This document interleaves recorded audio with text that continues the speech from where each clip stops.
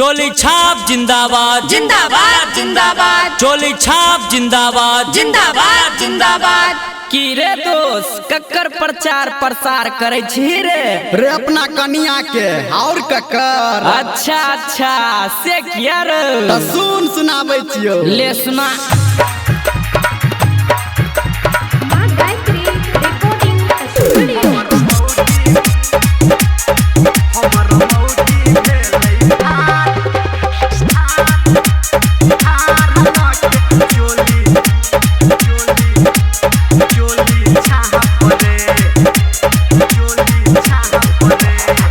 मांगा वोट दो के नोट अच्छा तो अपने आप रे मांगा वोट दो के नोट ई तो अपने आप रे से केना रो हमर मौगी की बात ना हमर कनिया अच्छा हमर मौगी भेलै ठाढ़ के चोली छाप रे क्या बात है? हमर मौगी भेलै ठाढ़ के चोली छाप रे जियो, जियो। हमर कनिया भेलै ठाढ़ के चोली छाप रे जिताई दिहो ए भैया एकदम भाई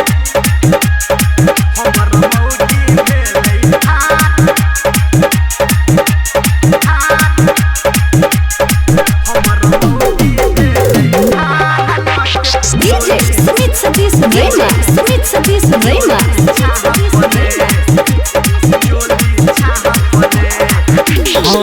टोला टोला घूमै ई तो बन के मुखिया रे आ सबके छोड़ा देतै ई बेर सुन पाइन रे हाँ टोला टोला घूमै ई तो बन के मुखिया रे आ सबके छोड़ा देतै ई बेर सुन पाइन रे एकर भैया छै विधायक एकर पुलिस बाप रे कौन थाना में रे हमर मौगी अच्छा हमर कनिया बुझलिए बुझलिए हमर मौगी भेलै ठाढ़ के चोली छाप रे हमर कनिया भेलै ठाढ़ के चोली छाप रे हमर मौगी भेलै ठाढ़ के चोली छाप रे जिताई दिहे रे दोस्त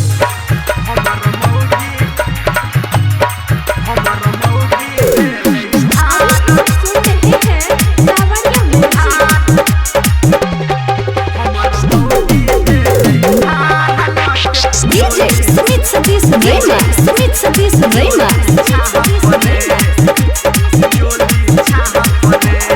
मोछ के लड़ाई किए हटबै कोन पीछा आ कोनिया के हमर सुना बड़ छै रे पीछा रे दोस्त टेंशन नहीं ले मोछ के लड़ाई किए हटबै कोन पीछा आ कोनिया के हमर सुने बड़ छै रे इच्छा मनी है बात दी है साथ नहीं तो लगतौ बाप रे जय हो भगवान हमर मौगी बोल ना हमर कनिया बुझ गेलिए हमर मौगी भेलै ठाढ़ के चोली छाप रे हमर मौगी भेलै ठाढ़ के चोली छाप रे हमर मौगी भेलै ठाढ़ के चोली छाप रे बुझली रे दबा दी ठीके छै दोस्त।